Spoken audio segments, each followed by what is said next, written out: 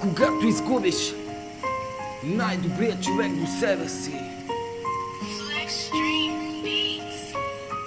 тогава осъзнаваш какво си имал, какво си имал. Една история, беби. Осъзнаваш ти, когато изгубиш това до себе си, и кой си, и какво си. Пак сме тук, знак стоп срещу теб. Отново в този момент аз признавам ти, мен става ми кости. Отново пак сега оправям в сълзи, но крия се аз, да, пак се усмихвам и пак всичко да. А тя си мисли, няма му нищо да, дори и любовта, какво да, оставям го да си ебе майката.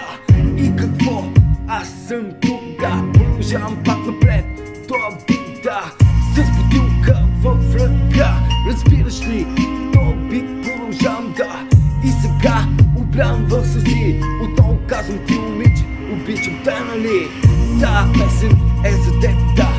Осъзнах и изгубих най-хубавото момиче на света. Най-хубавото момиче на света.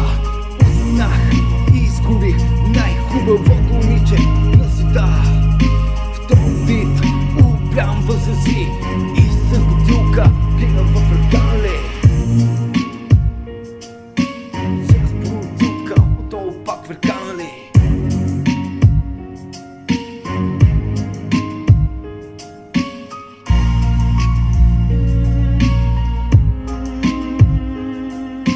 С бутилка в ръка, нали?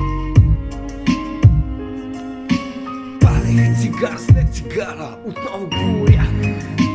Исках да бъда пак, не издържах повече тук. Хванах, качих се на първи автобус и пак излезнах от тук.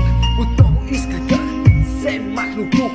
Исках просто да не те виждам повече, но просто мисълта не ми даваше. Пак мислех отново всеки момент, отново исках ти, отново пак да си до мен.